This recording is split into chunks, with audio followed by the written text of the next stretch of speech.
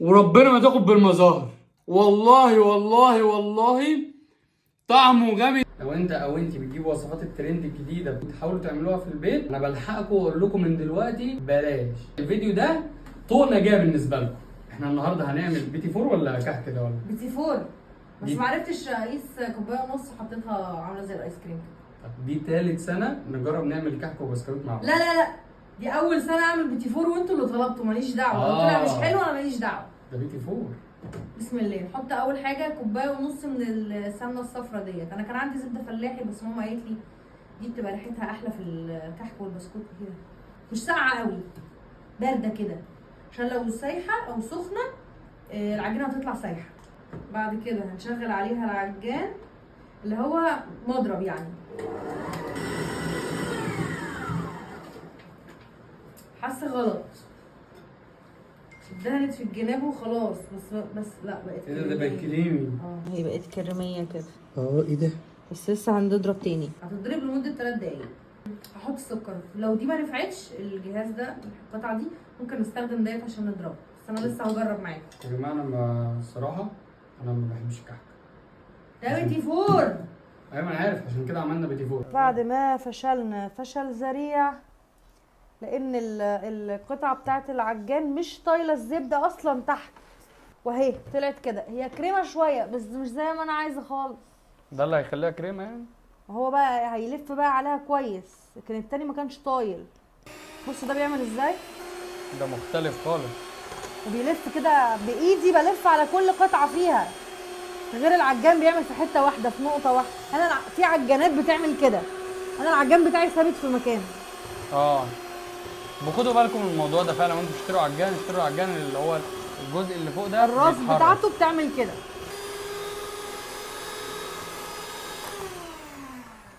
بص بقت عامله ازاي، لونها اتغير خالص ولونها بقى ابيض. ده بص حقيقي. اللون. لا اعملوا بمضرب البيض احسن. انا كل الفيديوهات اللي شفتها، وانا مع اول مره اعمل بقى بيتي فور، كل الفيديوهات اللي شفتها شفتهم بيعملوا بالعجان، بس انا فشلت. ممكن يكونوا بس مطلعين العجان في الفيديو والحقيقه لا. يبقى الفيديو ده بعنوان اخطاء تجنبها وانت بتعمل بيتي فور. حاجات ما تصدقهاش في فيديوهات الطبخ. بعد كده هنحط 2 بيضه، بس واحده منهم صفار بس، يعني بياض وصفارين، و2 باكت فانيليا. بس انا مش معايا فانيليا باكت، هحط من اللي هي السايله دي. بقى هتطلعي منها الصفار بس ازاي؟ هوريك الطريقه. عملنا كده. احنا بقى عايزين الصفار بس. بمنتهى السهوله. هحط حاجه بسيطه من الفانيليا عشان نضيع طعم البيض او الزفاره بتاعت البيض يعني. ريحه الفانيليا بعشقها. عشان اجيب لكم الطريقه الحقيقيه يعني، او اجيب احسن وصفه، اتفرجت على ما لا يقل عن 15 20 فيديو. 15 20 فيديو انستجرام بقى وتيك توك ويوتيوب، وبعتتهم لي على اساس ان انا هفهم يعني الوصفه دي بتقول ايه. لا انا ببعتهم لك عشان اعمل لهم سيف. بسم الله الرحمن الرحيم. ما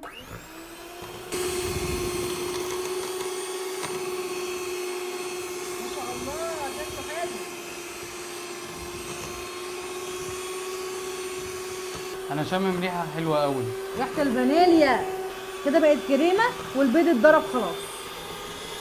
نبدا بقى نحط 3 كوبايات من الدقيق. وغالي. انا اللي جايب. كيلو دقيق بقى ب 50 جنيه. هو ايه الهبل ده؟ ولا النوع ده اللي غالي؟ لا الضحى برده تقريبا برده بقى ب 50. في حاجات كتير قوي بقت اوفر يعني في اسعارها. بحس ان هو استعباط، وان احنا نجيب سايب احسن. 3 ونبدا نضرب تاني. هيطلع بس لا اوعوا تضربوا لحد ما ينشف معاكم. تضربوا يا دوب لحد ما تلاقوش بس دقيق. ونستخدم بقى ديت عشان ديت اللي بتقلب على اول سرعه كده بس عشان يتقلب.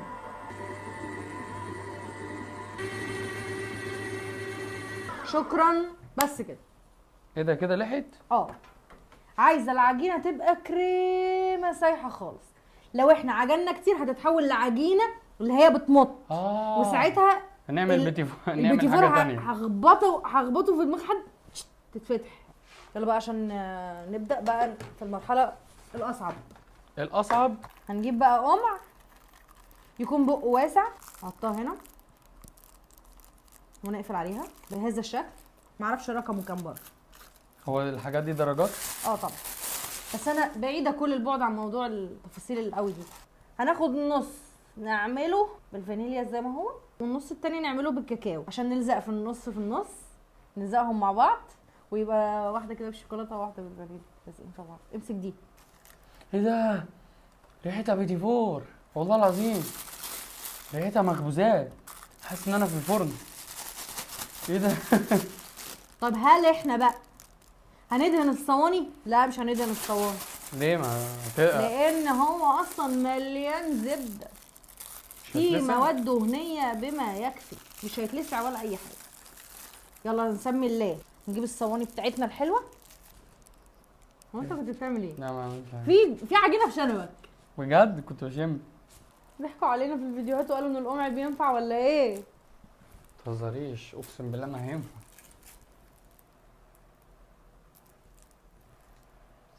طب اجرب انا يمكن، عشان بس بدات توصل. اكياس الكشري زمان انا كنت بعمل فيها كده. لا والفول وبتاع. ضحكوا علينا يا جماعه، ما تصدقوش اي حد بيقول لكم ان عجينه البيتي فور بتنفع تتعمل بالقمع نهائي. ده كذب، افتراء. حسبي الله ونعم الوكيل في اي حد قال ان عجينه البيتي فور بتنفع تتعمل بالقمع. انا مش مسامحه في الحاجات اللي اتهدرت، وانا اصلا ما عنديش مكنه بيتي فور، مش هعرف اعمل بيها دلوقتي. دي اخرة اللي يتفرج على وصفه عن النت.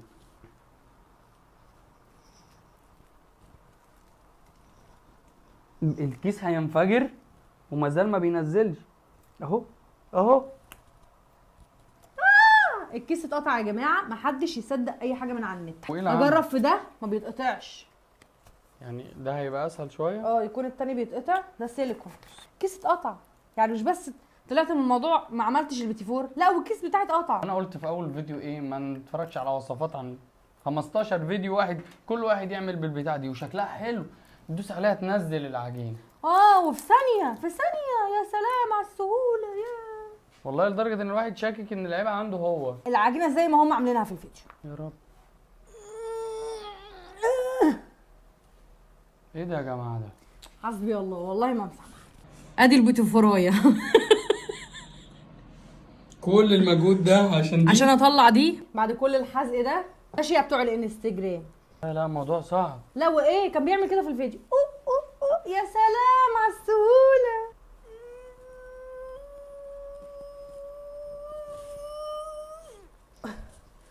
يا حبيبتي. ايه الحظ ده؟ وش ازرق. ده حد عنده امساك. طب انت بتعمل انهي شكل؟ يعني انا عملت. طب اعملها دوريه. طب ماشي، عديني. ماشي سيبك من دول خلاص. ايه خلاص انا كده هنفع؟ ايوه. اللهم صل على النبي. ده عايزك بيج رامي يعمل بيتي فور. يلا دوريه من غير ما تقطعهم. لا فشلت. ها بالراحه على مهلك عشان تعمل. ما كفايه بقى. اسحب ايدك بسرعه. يعني ايه؟ يعني شكلها مقبول. لا هو حرام، يعني هي مش فلوس حرام عشان انا بوظها بالشكل ده. شكله غريب قوي. كله ما تبقاش ضاغط على الفاضي، احنا هنعمله حتى لو شكله مش شبه البيتي فور يعني. مش زعلانه والله، بس بص شبه الغربيه. طب تعرف تسخن الفرن لحد ما نعمل شويه؟ استغفر الله العظيم. ده باللون البني هتبقى قرف. والله اللون البني لو عملها شكل الكاكاو هتبقى شبه الايموشن. او تلاقي كل واحده بتعمل لك الوصفه ايه مطلعه شبه المحلات بالظبط. والله العظيم فعلا. ايه ده؟ لا وفي شباب كمان، يعني في شاب كده ان الموضوع سهل. شاب كده عمل مثلا 3000 بسكوت الساعه 4 إلا 5 واحنا ما اتسحرناش قاعدين نعمل. استغفر الله العظيم يا رب. حد فيكم جربه بالقمع؟ حد فيكم نفعت معاه بالقمع؟ يقول لك ايه عملت المكشكشه، وريني كده كشكشتها ازاي. ايه ده كشكشها، بس شكلها يقرف برضه. دي وجعتني قوي، اسمها المكشكشه.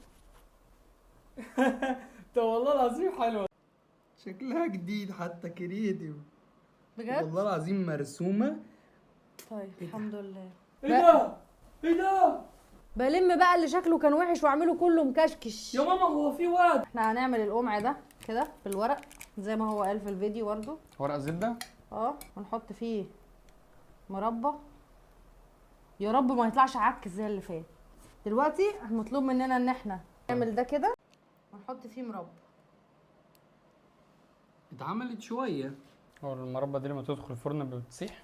ده هو يا دوبك بيستوي في 5 دقايق على كلام الفيديو اللي انا شفته. الله اعلم باللي هيحصل. لغوصه وحاجه عك. لولا ان احمد ما بيعرفش ياكل من ايدي كان زمانه ترفل في وشي دلوقتي. وشوف ايديا بقت عامله ازاي، والراجل عامل الفيديو ايده نظيفه ولا كانه قمع حديد مش ورقه. بعدين انا كنت فاكراها هيزين بالمربى بعد ما يخرج من الفرن. طب ما ماشي منطقيا ان هو بعد ما يخرج. اي نعم هو عاملها فريل دقيقه ونص تحسسك ان الدنيا بامبي. ايوه فيديو دقيقه في وصفه البيتي فور ومطلع 6 ثواني. تحس ان ده الدنيا جميله. ده انت اللي خايبه يا بنتي. ده انت اللي خايبه ومش عارفه تعملي البيتي فور زي الشيف زعبله. ده انا متكلفه في الشويه دول حق 2 كيلو بيتي فور. تعالي بقى ندخلهم الفرن كده بعد ما اتعملوا. بصراحه شكلهم حلو جدا. يلا بينا. شكلهم حلو بجد. والله شكلهم حلو. مش عارفه مش حاسه بس. ايه ده؟ دي بقى المهروسه. ليه؟ المهروسه مش كانت المكشكشه واحنا بنعملها؟ بقت المبطبطه. بص هو مستوي بس تعبان شويه. شبه الطبق الطاير. لا لا لا لا لا لا ما يستحملش الكلام ده. ده دايب خالص وبيدوب في البق. بس انا مش هقدر اقول لك ان هو بيدوب في البق لان انا لسه ما دقتوش. بصوا اللون من تحت عامل ازاي. والله جميل بس هي بقت قرص. طب ده نتيجه ايه؟ نتيجه ان هو بيزودوا في كميه الزبده بحيث انها تقدر تمشي في القمع. فبعد ما بتحطها عشان تمشي في القمع وهي فيها زبده كتير تخش الفرن تسيح. انا عملت حاجه غلط؟ انا ما عملتش حاجه. والله انتوا لو شايفين ان احنا عملنا حاجه غلط يا ريت تكتبوا لنا. يا ريت كل ست كده جواها شيف تقول لنا ايه الغلط، مع ان انا شايف ان مفيش غلط كبير يعني. هو ساح. هو المفروض ان هو كل واحده كانت مكعببه كده تستوي على وضعها وهي عامله زي القمع كده. ساحي. اوريكي بقى هو كان بيعمل كده في الفيديو وبتطلع بقى دايبه. طب ما هي طالعه دايبه. ايوه دايبه اهي بس ليه فشحت؟ يعني ليه بقت عامله نفسها قرصه؟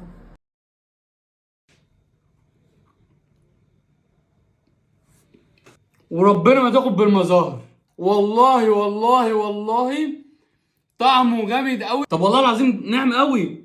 دوقي. بص من تحت مستوي ازاي. جميل. ايه طب والله العظيم ما كنت متوقعها. كنت مستني طعمه يبقى وحش. اقسم بالله كنت مستني يبقى مش مستوي. ناقصه دلع. ما فيهوش طعم. لا ما والله العظيم ما كنت مستني النتيجه دي. طعمه حلو. اتفاجئت. تحس ان انت عارف لما ما تبقى طول السنه ما ذاكرتش بس ربنا يكرمك في الاخر وتنجح. مش مهم الشكل بتاع النتيجه. المهم المضمون نجحت. بس والله العظيم تسلم ايدك. يعني مش هترمي. والله طعمه حلو. احلى بيتي فور كلته في حياتي. الوصفه صعبه بس عشان ربنا بيراضي. انا دعيت في الفجر والله العظيم.